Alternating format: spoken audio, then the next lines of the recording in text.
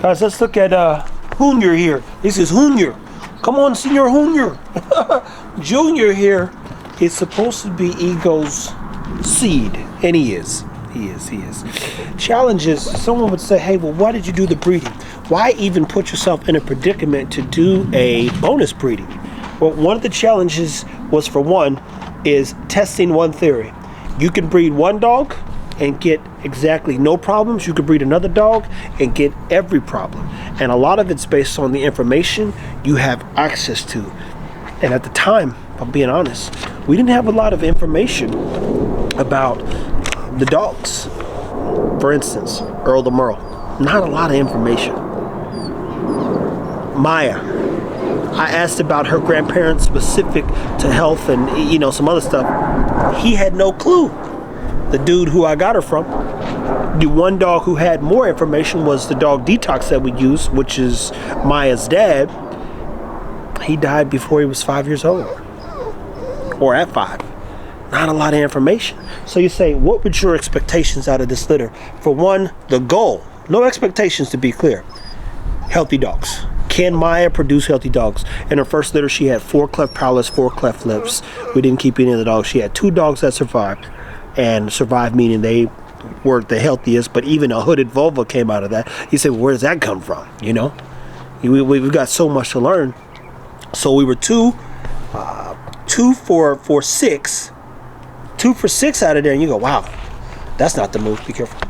And so then we did it again, and guess what? Maya's dogs were healthier than Zara's dogs, and you're talking 5 dogs that had no heart, no breathing, no nothing. All testicles dropped. Everybody was healthy as hell. So you go, man, that's interesting, because consistently in Zara's litter, there have been a king tail.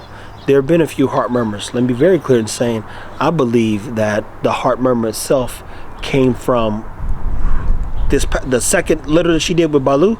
I know for a fact Dax had a stenosis and had heart problems somewhere back in that pedigree. So Baloo's, but then you get a dog like Baloo, he mad healthy.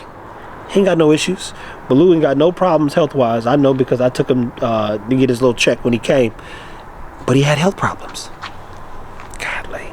You say, well, what are our expectations? This breeding from a bonus standpoint was an opportunity for us to learn about Maya and then potentially work with the dogs that were going to come from. Originally, there was going to be no dogs kept out of Maya's litter. All dogs are going to be for sale. And then we saw a dog look just like Ego. And if you know anything about Merle, aka Merle, sometimes it's not even likely for you to get one Merle. Then you turn around and get one that looks almost identical. It's not even probable a lot of times. The percentage of that taking place is like lightning striking twice in the same place. It just doesn't happen. And it happened. So now we get a chance to literally build a dog from scratch because I built his daddy from scratch. But the opportunity was, can Maya produce healthy dogs? What happens when you mix and match, as they say, blood, or realistically 2 different DNAs? What recessive traits are in there that weren't in there before?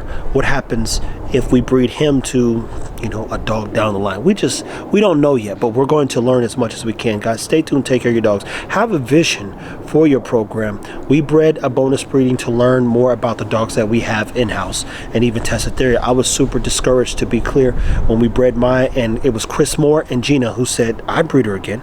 You never know, Trev. Trust me. We've bred some dogs. They've been doing it for 20 plus years. I see a problem and I move on. Once we got what we need, per se, Nala's a good dog. Flex, for the most part, is a good dog. You look up and you say, okay, we've got the good dogs that we needed to move forward, and they've been well taken care of. So are we losing if we don't breed her again? No. I only ever wanted to technically breed her once. And after almost four failures, at least 2, you were 2 for 4 on Maya. So technically, I almost think it was 3 failures. But it will say 2 for sure. 2 for 4 after 2 failures. What are you actually looking forward to? especially when you got it to work that one time. We'll talk more about conditions, heat, and how that also impacts your female's ability to get pregnant as well. Oh my God, there's so many factors, people. Stay tuned. Take care of your dogs.